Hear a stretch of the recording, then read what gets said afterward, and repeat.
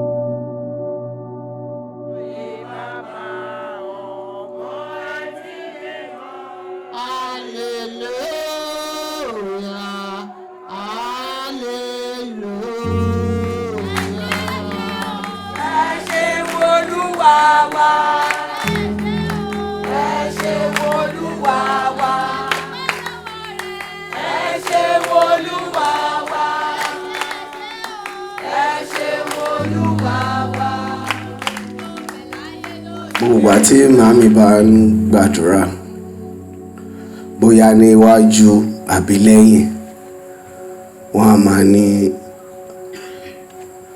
Ọlọ́run á bá mi wo gbogbo yín pọ̀ àtẹ̀yìn àtàwọn ọmọ bàbá yín. Sorry, there are people here who don't understand Yoruba, so I'll mix it. So she's a mother to many. In fact, to the point that when we got to that stage where you come home with girlfriend and all of that, Mami on sọ pé ilé ló dá, gbogbo wọn ló dá. You know, and títí di ìsìn kí Ọlọ́run tẹ́ wọn sí afẹ́fẹ́ rere.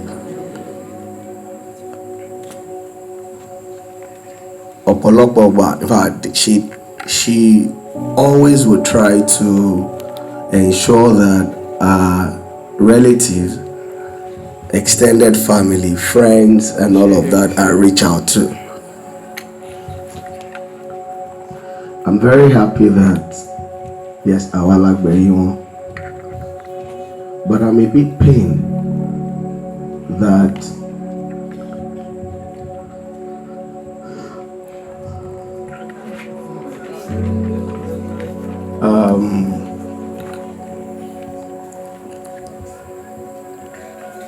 I think there's an aspect of my life that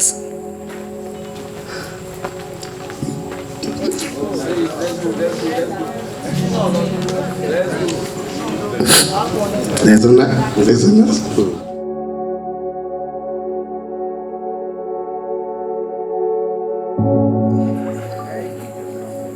Thank you. Just like my brother said, she's immortalized. And bóyá torí ẹ̀ náà ni ó ṣe jẹ́ gbogbo nǹkan tá a ṣe síbí báyìí a ṣe lórúkọ wọn, nítorí orúkọ wọn ò lè parẹ́ láéláé. Gbogbo àwa táwa bí lónìí, I'm very glad and happy, and I really appreciate the fact that we all could make it. On a final note, for Cap Village, we originally planned to open in November, but because we had a bit of challenges around water and power, we said, okay, we'll move it to January. But with this, it simply means Mom is up where you cannot move it to January, because this is the first time we're going to have this number of people at that place. Gbogbo wa náà la máa ní ọmọ rere tó máa ṣojú tó dẹ̀ máa ṣẹ̀yìn. Gbogbo wa náà la máa ní ọmọ ọmọ tó máa ṣojú tí wọ́n máa ṣẹ̀yìn. Thank you. Grandchildren.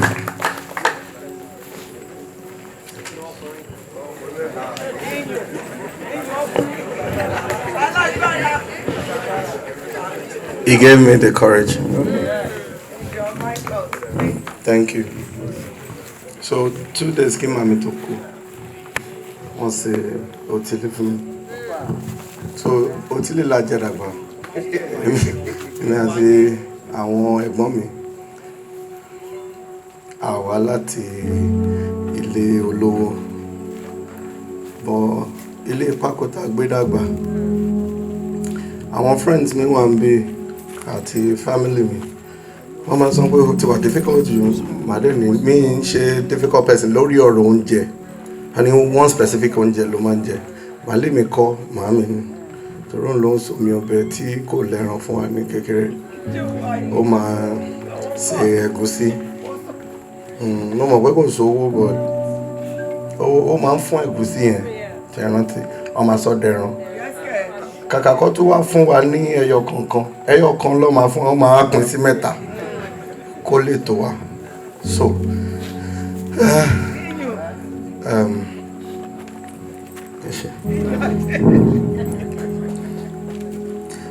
but I'm not try gan. Mo ti sá lọ lọ́dọ̀ wọn many times. Mo mi lọ school, mo ní mi lọ ní like school. Kunle máa wò mí, ó ti punch mi rí pé ó ṣe ní máa lọ school. Omi ìfẹ́.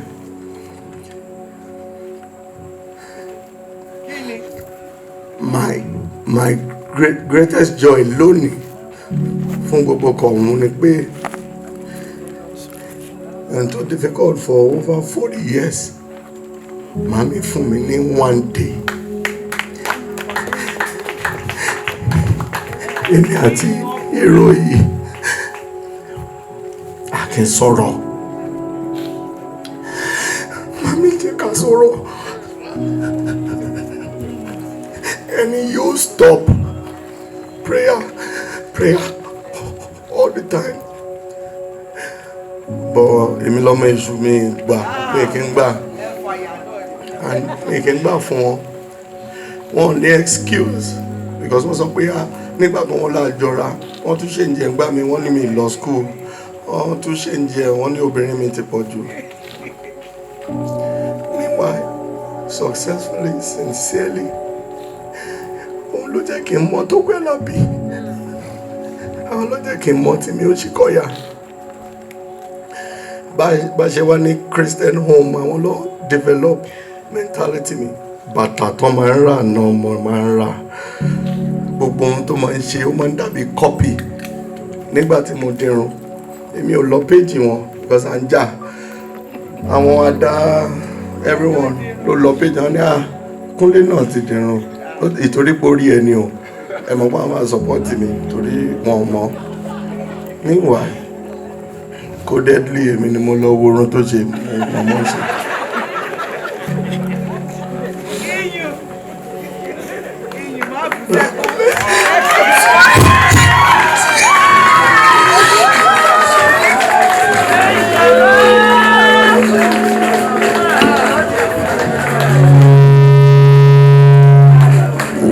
Ó ti kọ́lé fún màmí ilé ẹ̀rí bò wọ́n lè dúró. Wọ́n lè dúró. Kunle ẹ ṣé kò sówó mi nù léyìí o. Bó wọ́n kọ́ fún gbogbo wa ní ẹ ṣé thank you and I'm sorry for putting you through Instagram backlash and all that, but it's because I fucking love you. Oh no, I fucking love you.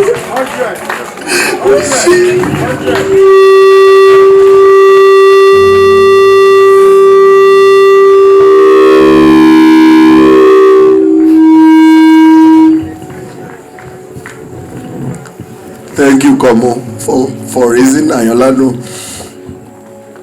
Thank you, Agbamu, for raising Afolayan and Ayanladun.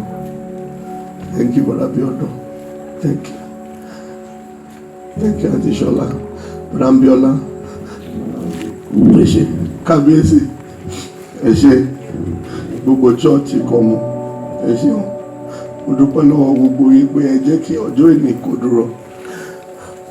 And if you really suffer, Tabade ma son ma pẹ́ jù báyìí lọ. Ọdún jìnnà síra wọn. Thank you very much. And ìyàn adé ní kí n fún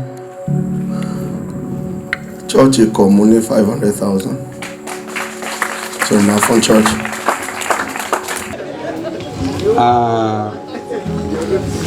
Màámi la máa ń pè wọ́n. Àwọn lọ bí wa. Wọ́n fojú wa rí, àwa náà fojú wọn rí. Bẹ́ẹ̀ ni. I have so many testimonies while we were growing up, testimonies of how bí àwa ṣe jìyà, tó ní wọ́n jìyà gan. Ṣùgbọ́n Ọlọ́run tó jẹ́ Ọlọ́run ó gbé wọn lékè. Gbogbo wa tá dẹ̀ wà níbí la rí bí iṣẹ́ ribiribi tí Ọlọ́run ṣe nínú ayé wọn. Inú mi dùn wípé lẹ́yọ kọ̀ọ̀kan gbogbo wa láti bá inú rere ìyá gangan pàdé. Gbogbo wa pátápátá láti bá pàdé. And àwọn tí a bá pàdé yẹn òun ni mo gbàgbọ́ wípé ó jẹ́ àwọn tí mo fẹ́ kí gbogbo wa ká mú dání lọ lé. Wípé while we are alive, while we are in this world, we do the best that we can do, and we leave memories in the life of so many people. That is what defines your immortality. Pé àwọn rere tó ṣe tí ó jọba nínú ọkàn àwọn èèyàn. Ìdí tí gbogbo wa fi ń sunkún nìyẹn, ìdí tá a fi ń kárò nìyẹn. But gẹ́gẹ́ bá a ṣe ń sọ, àwa la gbẹ̀yìn ìyá gangan. Gbogbo wa tá a wà ń bí ọmọ rere á gbẹ̀yìn àwa náà. God bless you all.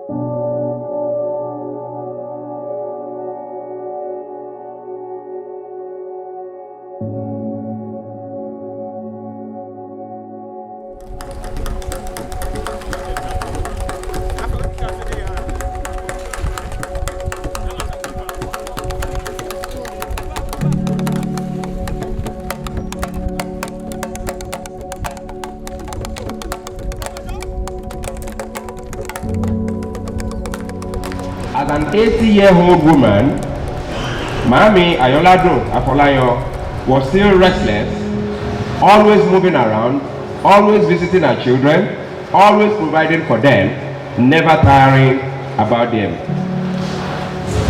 Staying most of her life in the village did not rob her of the values and traditions she grew up with at Komo.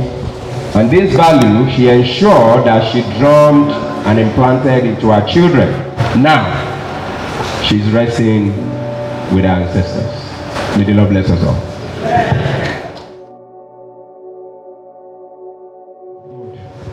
Ó tó àkókò láti kà nínú ọ̀rọ̀ Ọlọ́run. Ẹ jẹ́ ká ṣíbẹ̀lì wa sínú ìwé Hébérù orí ìkẹsàn-án. A ó kà láti ẹsẹ̀ ìkejìlélógún títí di ẹsẹ̀ tó parí ìkejìlélógún. Appreciate all the greetings that are here. Mo dúpẹ́ lọ́wọ́ gbogbo tolórí tẹlẹ́rù tó wà níbí ní òwúrọ̀ yìí. I'm able to see my father in the Lord and my mother and everybody.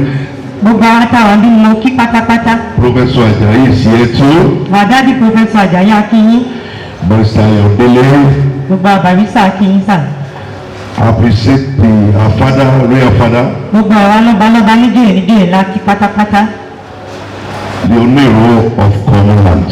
Bàbá wọn nínú Commonland Akínyín sà. Baba Chola and the chiefs. Àti gbogbo àwọn asọ́nàgbé wọn láti gbogbo àwọn òjòyè wọn tó bá wọn wá. I appreciate the Bro Kunle and other children. Adúpẹ́ lọ́wọ́ gbogbo àwọn olóògùn pátápátá. and the people followed him. àti gbogbo àwọn tá a tẹ̀lé wọn láti ọ̀nà jíjà àti tòsí. We thank God for having this mama as your mother. a dúpẹ́ fún ìgbé ayé màmá tó wà níbí tí a ní láti jẹ́ màmá wa. She has left good legacy. wọ́n ti fi nǹkan tó dára sílẹ̀. And I want to appreciate the children for taking good care of mama. mo fẹ́ dúpẹ́ lọ́wọ́ àwọn ọmọ tó ń pa tọ́jú wọn nígbà tó wà láàyè. Ọmọ rere máa tọ́jú ẹ̀yin náà. your children too will take care of you in Jesus' name. Ọjọ́ alẹ́ yín ò ní kọ̀rọ̀. We can signify ourselves. Whatever we want to do, we appreciate it. No matter how small is it, may God help you in Jesus' name. A rí ẹnìkan nínú àwa tí a bá àwọn olókùn wa.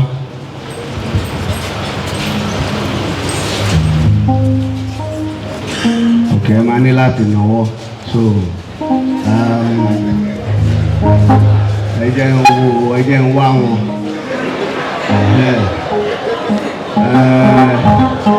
Demola Elegbede, you give the church 500,000. Demola dìde dọ́kàn rí ẹ̀ kán gbàdúrà fún ẹ. That's Demola. Demola will do 500. That's it here. Seun Soyinka will do 500. That's 1 million. Ẹ máa fún ọ lákàntì ẹ̀kọ́ àkáǹtì. Ọ̀rẹ́ mi kan wà ń bẹ̀ yẹn. Okay, Mike Dada. Mike will give us 500. That's 1.5. Good.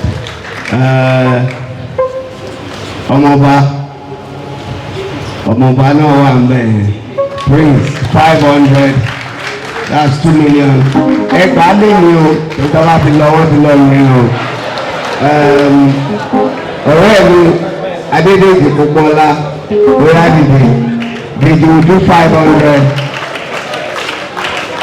Alright, ẹgbàá lè ní, that's 2.5. Ẹ má fojú pamọ́ o. Wọ́n ní kẹ́ má kàǹtì wá, wọ́n máa jù báyìí báyìí. Ona Bankole 500. 1 million. Bankole 1 million. That's like 3.5. Ọpẹ́ Ajayi 500. Ọpẹ́ dìde kó gbàdúrà fún 500. Please go to them today and get the money. My brother Bolade 500. Please stand. Let's see you. Good. 500. Please identify them and go to them. And then on behalf of our family, between myself and my brothers, we do 2 million. And that's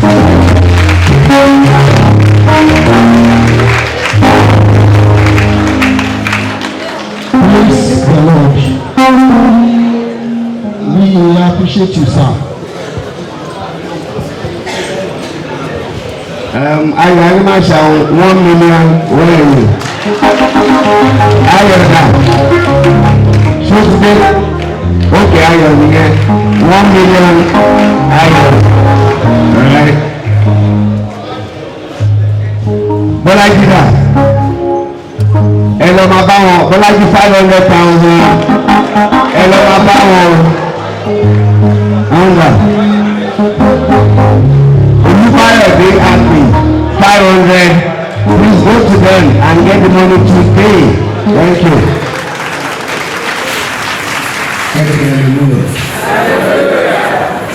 Ẹjọ́ mi mọ̀ lọ́yà kì í sí ẹ̀sẹ̀. Tí a bá sọ pé àwọn tá a fẹ́ gbàdúrà fún wọn ra ìsíwájú dìbò. Àwọn onífọ́tò kan fẹ́ pọ̀ jù àwọn eléyìí lọ. Ó dára bẹ́ẹ̀.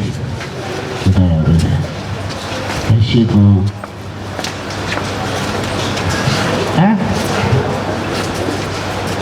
Hallelujah.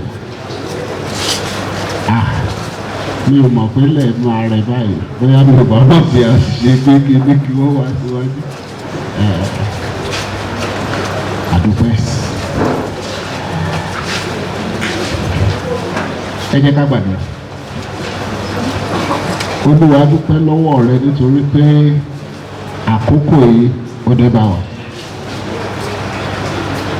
Olúwa dúpẹ́ pé kì í ṣe pé màmá ló wà lé làwa ń ṣe ìsìnkú fọ́mọ wọn. Olúwa gbọ́ pé àti ìwọ tó jẹ́ kí wọ́n gun àkàsọ̀ tó ju méje lọ. Olúwa gbọ́ pé àti ìwọ tó ràn wọ́n lọ́wọ́ a mọ ìtàn àtìgbà tí bàbá ti fi wọ́n sílẹ̀. Adẹ̀mọ́ ọ̀pọ̀lọpọ̀ dẹ́kẹ̀tì ẹ̀ tó dúró. Ó jẹ́ kí lè dàrú mọ́ wọn lọ́wọ́. Ó jẹ́ kí àwọn ọmọ wọn di ọ̀tá ara wọn. Ó jẹ́ kí àwọn ọmọ di ọ̀tá àwọn òbí wọn. Olúwa gbọ́ pé àti wa. A dúpẹ́ nítorí pé ìtẹ́ ẹ̀yẹ olùjẹ́ púpẹ̀ ìyìn ayé wọn báyìí. Olúwa gbọ́ pé àti wa. Màmá ti lọ. Àwọn èèyàn tó kù ní ilé yìí. Àdúrà wa àkọ́kọ́ ní orúkọ Jésù. Olúwa rán ìtùnú sínú ọkàn wa. Tí ikú bá ti lọ kọ́ ó máa ń fi vacuum sẹ́yìn ni. Onímọ̀ràn ẹni tó máa ń encourage èèyàn oríṣiríṣi ṣùgbọ́n màmá ti lọ Ọlọ́run á dúró tì yín. Ẹ̀rù ní báyìí lẹ́yìn ìpapòdà màmá yìí ìdílé yìí kò ní túká. Ẹsẹ̀ rere tí màmá ti fi ẹsẹ̀ yín lé ní orúkọ Jésù ẹsẹ̀ yìí ò ní yẹ kúrò bẹ́ẹ̀. You are all professionals. Ní orúkọ Jésù ti Násárẹ́tì ẹ̀ ò ní dèdàkúdà. Títí tó fi dé òní à ń gbọ́ orúkọ rere. Tá bá rí yín nínú fíìmù inú wa ń dùn. Tá bá ka ìwé yín inú wa ń dùn. Tá bá rí yín nínú sinimá inú wa ń dùn. Ní orúkọ Jésù ìdíbàjẹ́ tó máa ń ṣẹlẹ̀ nígbà tí òbí torí àwọn Yorùbá sọ pé abiyamọ fàyà pọ̀fà. Ìdíbàjẹ́ tó máa ń dé bá àwọn ọmọ àti ìdílé nígbà tí ẹni tí ń fa ìyàgbọ́fà ti lọ lórúkọ Jésù kò ní jẹ́ ìpín yìí o. Ẹ̀ní ṣọ̀fọ̀ lórúkọ Jésù ẹ̀ní sí òkú ọmọ yìí. Ẹ máa ní ìlọsíwájú, ẹ máa ní ìgbéga, ayọ̀ ya kalẹ̀, ẹ rí ọmọ rere tí ó tọ́jú ẹ̀yin náà kò ní rẹ̀ yìí o. Ohun gbogbo tẹ́ ẹ dáwọ́lé ní rere lórúkọ Jésù ẹ máa ṣàṣeyọrí náà. Aláṣeyọrí ni bàbá. Kìí ṣe òkú bàbá là ń ṣe ń bí lónìí ṣùgbọ́n mo kà nípa ìtàn wọn dáadáa. Aláṣeyọrí ni màmá. Professional ni màmá. Iṣẹ́ tí wọ́n yàn láàyò wọ́n ṣàṣeyọrí. Gbogbo ẹbí yìí iṣẹ́ tẹ́ bá yàn láàyò ẹ máa ṣàṣeyọrí yìí. Ọlọ́run aláṣeyọrí kò ní fi í sílẹ̀. Adúró tì yín ẹ ti di mọ̀mọ́ ẹ ti di bàbá ara yín ṣùgbọ́n lórúkọ Jésù ẹ̀rù ò ní bà yín. Ọgbọ́n tẹ nílò Ọlọ́run á fi fún yín. Ohun gbogbo tẹ nílò Ọlọ́run á fi fún yín. Eléyìí tó gbẹ̀yìn ni pé nígbà tí bàbá lọ tí màmá ti lọ ayé ò ní kórìíra yín. Adúpẹ́ pé ẹ ti gbọ́ àdúrà. Nígbà táwọn bá máa gbúrò yín á máa gbúrò yín pẹ̀lú ayọ̀. Á máa gbúrò yín níbi gíga. A mọ̀ kúrò nínú tó lọ síwájú. Ìjọ Ọlọ́run tẹ́ ti wọ̀ àti Ọlọ́run tẹ́ ń ṣe oore ọ̀fẹ́ tẹ́ ò fi ṣe é títí dé òpin Ọlọ́run á fi fún yín. Ẹ ò ní fà sẹ́yìn, ẹ ní sọ ìgbàlà nù, ẹ ní sọ ayọ̀ ayérayé nù. Ní ìkẹyìn gbogbo wa ó sì bá Jésù jọba. Gbogbo ẹ̀dá tó wá láti ọ̀nà tó jìn láti wá bá yín ṣe ẹ̀yẹ yìí lórúkọ Jésù wá délé wọn pẹ̀lú ayọ̀. Ayọ̀ làbàlẹ̀ wa o. Ó ti rí bẹ́ẹ̀ náà ní orúkọ Jésù Kristi Olúwa wa. Àmín. Àmín. Congratulations and God bless you.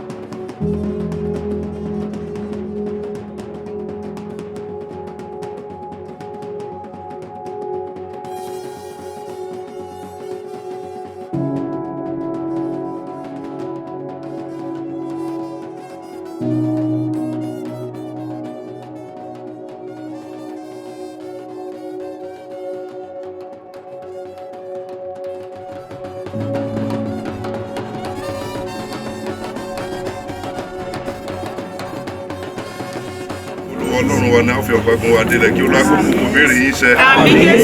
Nígbà yìí mo tó mọ̀ pé olúwa gba ẹni òróró rẹ̀ là yóò gbọ́ láti ọ̀run mímọ́ rẹ̀ wá nípa agbára ìgbàlà ọwọ́ ọ̀tún rẹ̀. Àwọn ẹlòmíràn gbẹ́kẹ̀lé kẹ̀kẹ́, àwọn ẹlòmíràn lé ẹṣin. Ṣùgbọ́n àwa rántí orúkọ olúwa ọlọ́run wa. Wọ́n wólẹ̀ wọ́n sì ṣubú, ṣùgbọ́n àwa dúró ṣinṣin.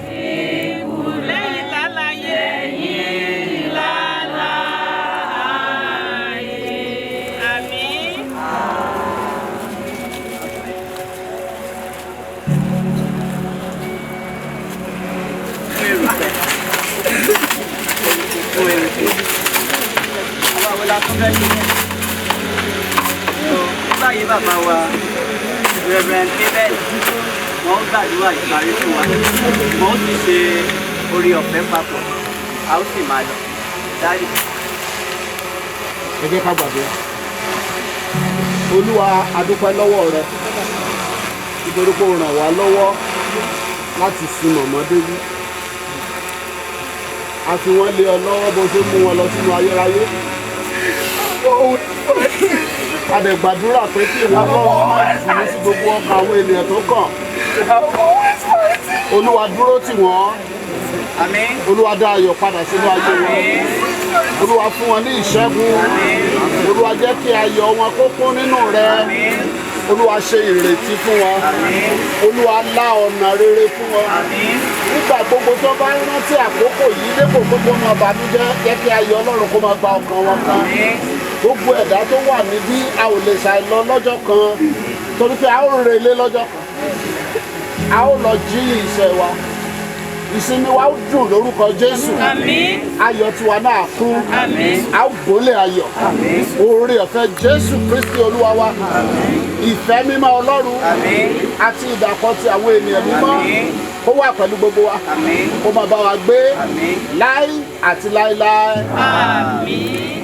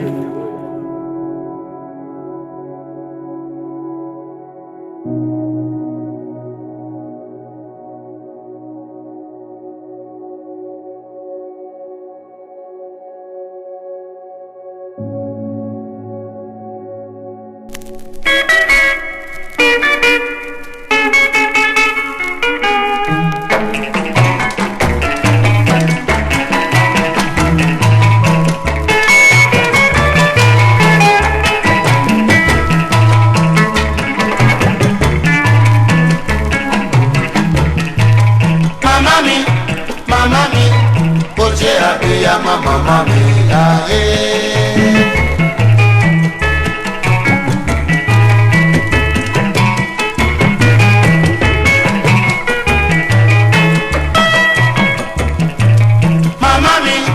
Màmá mi, kò ṣe àbíyamọ màmá mi láyé.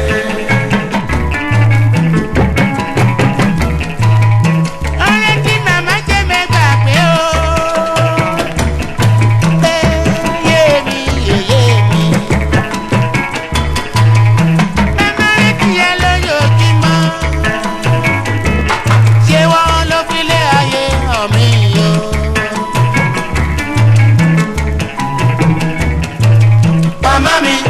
Màmá mi, kò ṣe àbíyamọ màmá mi láyé.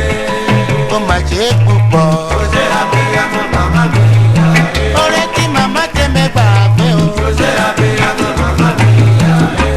Yẹ́yẹ́ o yẹ́yẹ́ o yá. Kò ṣe àbíyamọ màmá mi láyé.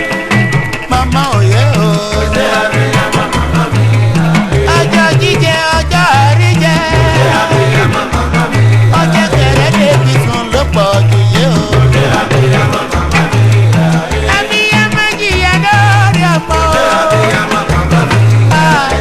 Forí tí ó há dára. Kò ṣe àbíyamọ màmá mi láyé. Ọlọ́mọ ló lọ́kọ̀ òwàwé. Kò ṣe àbíyamọ màmá mi láyé. Ọlọ́mọ ló lọ́kọ̀ òwàwé. Kò ṣe àbíyamọ màmá mi láyé. Eré dalẹ̀ onílé ọkọ. Kò ṣe àbíyamọ màmá mi láyé.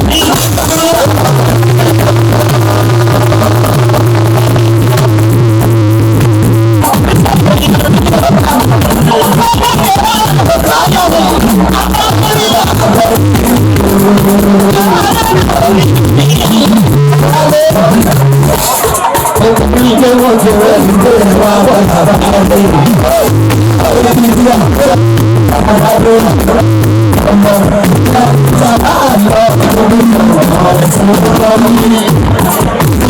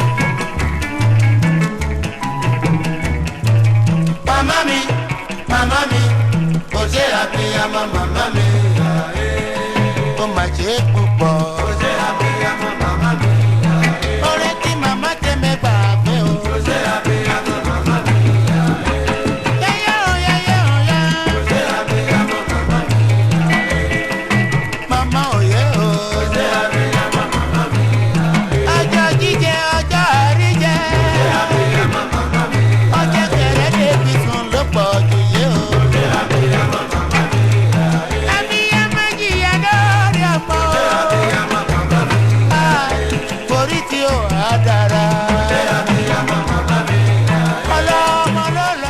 màmá ìyá tó jẹ́ pé ó jẹ́ èèyàn tó kó gbogbo wa mọ́ra gbogbo àwọ̀ ẹ̀ náà la dàgbà sí ìyá gbogbo wa ni.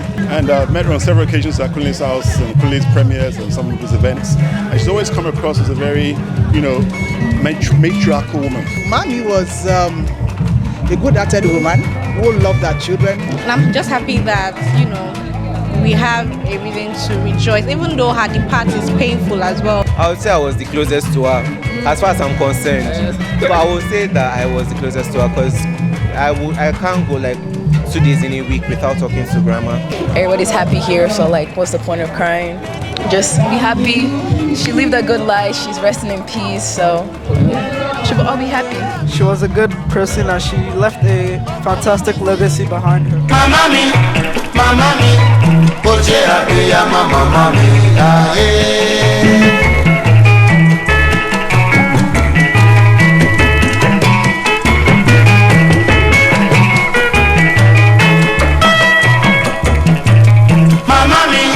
Mama mi, oje abiya mama mi.